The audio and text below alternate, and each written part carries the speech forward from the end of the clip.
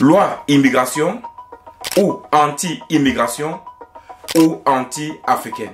Il est important qu'on sache exactement la loi immigration qui a été votée en France, si elle est réellement une loi immigration, anti-immigration ou anti-africaine. Dis ma situation, je n'ai jamais été tranquille. Jamais, depuis que je suis ici. On ne sait jamais, en cas de contrôle. Tant que tu n'as pas les documents, tu es toujours dans la paix. Toujours. Je pense que ce sujet est d'une importance très capitale. Je ne ferai pas uniquement une vidéo sur le sujet parce que je pense que c'est un sujet qui appelle à l'histoire, qui appelle à aller jusqu'aux origines, qui appelle à vraiment décortiquer, c'est-à-dire à prendre des documents et décortiquer pour faire une vidéo réelle sur le sujet. Donc je pense que cette vidéo-ci, je ne peux pas vous dire que je l'ai préparée. Donc ici clairement, je vais essayer de vous évoquer la loi immigration, ce que ça dit, mais également pourquoi je parle de loi anti-africaine. Parce que je pense que cette loi immigration qui a été votée par le Parlement français ne fait pas autant d'écho dans d'autres pays que l'Afrique. Je ne pense pas qu'aux États-Unis, je ne pense pas qu'au Japon, je ne pense pas qu'en Corée du Nord, je ne pense pas qu'en Chine ou même en Corée du Sud, ils parlent de cette loi immigration. Mais je pense que beaucoup d'Africains se sentent concernés par cette loi immigration. Je parle de l'Afrique du Nord au Sud, de l'Est à l'Ouest. Comme j'ai dit dans cette vidéo, moi-même en étant un immigré, parce que oui, je suis Camerounais, vivant en Belgique, donc je suis un immigré, donc je peux raconter mon histoire d'immigré. Mais dans cette vidéo, je ne le ferai pas parce que je vais le faire dans une autre vidéo. Donc dans la seconde vidéo, je vais vous parler en fait de mon immigration à moi. Parce que je pense que c'est toujours important de pouvoir évoquer sa propre immigration à soi pour pouvoir comprendre l'immigration des autres. Pour pouvoir comprendre quelles sont les responsabilités. Est-ce que dans cette immigration-là, les responsabilités c'est uniquement la France, l'Occident, ou est-ce que nous, Africains également, on a notre part de responsabilité? Donc pour moi, ici, il est également important de faire d'autres vidéos qui parleront de la responsabilité de l'Europe, mais également de la responsabilité de l'Afrique. Je vais commencer par vous expliquer quelques éléments de la loi immigration de France. Je vais te parler de 3 éléments importants de cette loi-là. Première chose, c'est les quotas. Il veut mettre en place un quota pour le regroupement familial. Donc en fait ça c'est pour les immigrés français qui ont des papiers. Parce que pour faire un regroupement familial, il faut avoir des papiers. Donc ici il veut mettre un quota où chaque année il y a un nombre de personnes qui peut venir en France rejoindre, je sais pas, le père, la mère, en tout cas pour pouvoir rejoindre sa famille. De 1. De 2, ils veulent voter également un loi sur les APL, donc les aides personnalisées au logement en France. Ou ici, qu'est-ce qu'ils veulent faire? Ils disent que des personnes qui travaillent en France, après 3 mois, ils auront droit aux APL. Mais des personnes qui ne travaillent pas en France et qui sont régularisées, donc ils ont les papiers, auront cette aide-là après 5 ans s'ils ne travaillent pas. Donc ici, clairement, la loi est en train d'amener en fait les immigrés à travailler.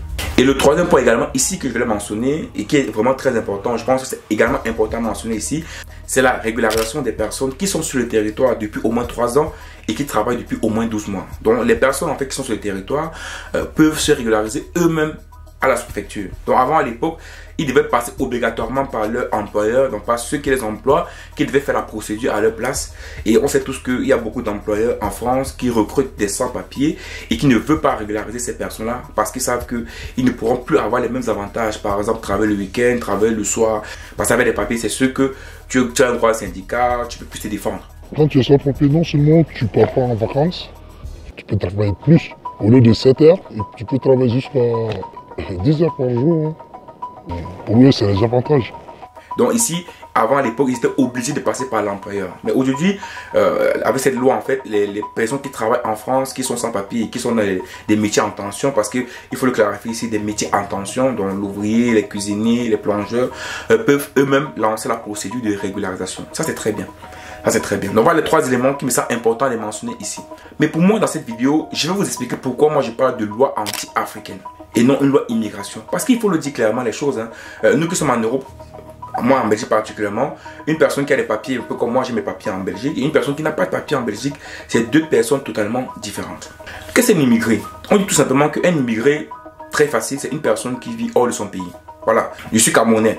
Si je vis au Tchad, je suis un immigré au Tchad. Si je vis au Congo, je suis immigré au Congo. Si je vis aux États-Unis, je suis immigré aux États-Unis. Donc un immigré, c'est une personne qui vit au-delà de son territoire. Et donc on revient en France. La France a les immigrés. C'est-à-dire qu'il y a les immigrés qui viennent de l'Europe, il y a les immigrés qui viennent des États-Unis, qui viennent du Corée, de partout dans le monde. Les immigrés d'abord qui arrivent de l'Europe, moi d'abord j'ai des exclus. Pourquoi? Parce que les lois ne les concernent pas. Donc ces lois anti-immigration, pardon, ces lois immigration ne concernent pas particulièrement des personnes qui sont dans l'Union européenne. Donc en fait, comprenez directement que les immigrés qui arrivent en Europe avec étant de l'Europe, en fait, ce ne sont pas des immigrés réellement. Donc, je ne peux pas les écarter de cette loi. Ensuite, on a une deuxième forme d'immigrés. Une deuxième forme d'immigrés, c'est les immigrés qui arrivent en Europe déjà avec des papiers. Donc, par exemple, des personnes qui arrivent pour travailler, des personnes qui arrivent comme regroupement familial, des personnes qui arrivent même comme étudiants, ou des personnes même qui arrivent comme travailleurs humanitaires et tout le reste. Eux, ils arrivent déjà en France avec des papiers. Donc, bien qu'on parle de 3 mois, 5 ans de travail, tout le reste, ce sont quand même des personnes qui ont des documents, qui ont des papiers, et donc ils savent travailler. Donc, c'est facile pour eux de pouvoir trouver un emploi et de travailler. Bien que, je ne dis pas que le travail c'est facile, mais pour une personne qui arrive déjà avec des papiers, moi je prends l'exemple de mon cas, j'ai des papiers en Belgique, donc c'est facile pour moi de travailler. Je suis diplômé, c'est vrai, mais je peux travailler, quand j'étais étudiant, je travaillais des jobs étudiants, donc il y a moyen de travailler. Donc ces personnes-là, moi je vais les retirer vraiment de cette loi immigration parce que je pense que déjà quand tu as des papiers, tu as une possibilité de pouvoir t'intégrer dans un pays. Ensuite, il y a les immigrés des pays riches. Donc des immigrés qui viennent des États-Unis, des immigrés qui viennent du Japon, de l'Australie, de l'Afrique du Sud, en fait des pays qui ont assez d'argent. Ce type d'immigrés également, c'est des immigrés déjà qui proviennent des pays stables. Donc ce genre d'immigrés, généralement, il y a des conventions entre pays qui fassent que eux, ils sont bien accueillis et que voilà, généralement quand ils arrivent, c'est pour des vacances ou bien ils ont déjà même un travail déjà, un employeur qui les emploie déjà ou bien qui a déjà fait même le contrat de loin. Donc quand ils viennent en France, c'est déjà pour travailler, c'est déjà pour, voilà, pour avoir un certain niveau de vie et tout le reste. Donc en fait, quand on enlève les immigrés européens, les immigrés qui viennent avec des papiers déjà, étudiants, regroupement familial, travailleurs, les immigrés également qui viennent des pays riches, on les enlève. On tombe maintenant sur des immigrés illégaux. Tout simplement, c'est des personnes qui ont quitté chez eux pour aller chez d'autres personnes et qui n'ont pas de documents pour vivre là-bas. C'est-à-dire un Camerounais qui va au Tchad et qui n'a pas un document tchadien, un document de séjour au Tchad, ne peut pas vivre au Tchad. Bon, après, je ne sais pas s'il y a des conventions de la SEMAC, je ne sais pas trop, mais quand tu vis dans un pays étranger, tu as l'obligation d'avoir un titre de séjour. Maintenant, en France, quels sont ce type d'immigrés? Donc, c'est-à-dire les immigrés qui sont arrivés de manière illégale. On sait tous que la majorité des immigrés qui arrivent en France de manière illégale, ils proviennent généralement de l'Afrique et souvent une partie un peu de l'Asie, beaucoup plus de la Syrie, de l'Afghanistan, voilà, des pays en guerre, quoi, des pays où il y a de la guerre, où c'est difficile en fait au peuple de vivre. Voilà. Ce sont pour la plupart des immigrés qui viennent. Et maintenant, il y a une grosse partie qui vient donc de l'Afghanistan, Syrie, et une grosse partie qui vient de l'Afrique. Et maintenant en Afrique, quels sont les immigrés africains? Vous savez, en France, il y a beaucoup, je pense, je ne sais pas vraiment vérifier les données, mais je pense que la majorité des immigrés, tout court, dans ça illégal, qui viennent en France sont des Marocains, les Algériens, les Tunisiens, je pense, sont beaucoup plus nombreux que d'autres.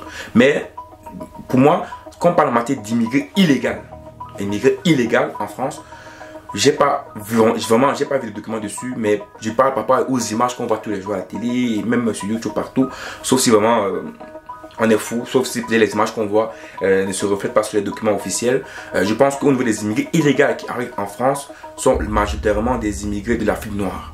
Donc les immigrés qui proviennent du Nigeria, du Cameroun, du Côte d'Ivoire, du Gabon, de l'Éthiopie, du Sénégal, voilà. Ce sont les immigrés qui proviennent de l'Afrique noire. Ce sont eux qui arrivent beaucoup plus en Europe. Et également des immigrés qui proviennent de l'Afghanistan, Syrie et tout le reste. Et donc, quand tu vois la loi immigration, tu te dis beaucoup plus sur l'AME, parce que vous savez, l'AME c'est l'aide médicale d'État, donc qui permet à ceux des personnes, par exemple en France, qui n'ont pas de papier, d'avoir quand même du médical, quoi.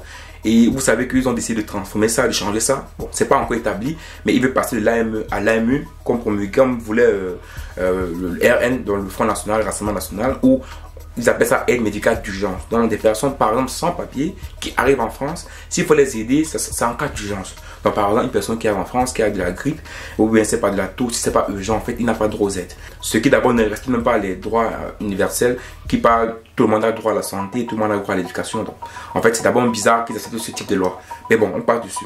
Donc vous comprenez que les immigrés qui arrivent de manière illégale en France sont des personnes à qui cette loi s'adresse beaucoup plus. Pourquoi? Parce que ce sont eux qui vont subir le plus cette loi. Je ne dis pas que ce sont les seuls. Je ne dis pas que ce sont les seuls. Mais je dis qu'en Europe, avec des papiers et sans papiers, c'est deux choses totalement différentes. Je peux vous assurer, moi qui vis en Europe, c'est deux choses totalement différentes. Et donc, ces personnes-là, on est en train de les dire que, ok, pour ceux qui vivent en France, si vous réussissez à trouver un travail, si vous travaillez, vous pouvez vous régulariser après 12 mois. Si tu commets un petit délit, rapidement, on peut te renvoyer chez toi. Donc cette loi immigration concerne beaucoup plus les immigrés illégaux. Si on prend en compte que les immigrés illégaux en France sont majoritairement les Africains noirs, on peut dire clairement que cette loi immigration, c'est une loi immigration, une loi anti-africain noir. Je dis bien pour les immigrés illégaux. La France est tout simplement en train de faire tout pour faire bloc chez les immigrés noirs. Ça veut dire quoi? Vous savez tous que la majorité des immigrés noirs en France qui n'ont pas de papier font des boulots en tension, s'il faut le dire clairement. Donc, ils sont cuisiniers, ils sont plongeurs, ils sont ouvriers. Voilà, tous ces métiers tous ces métiers dont on peut travailler le week-end, qui nécessitent un peu de force, tous ces métiers que tout le monde fuit, c'est là où beaucoup tombent en fait. C'est là où beaucoup font ce type de métier-là.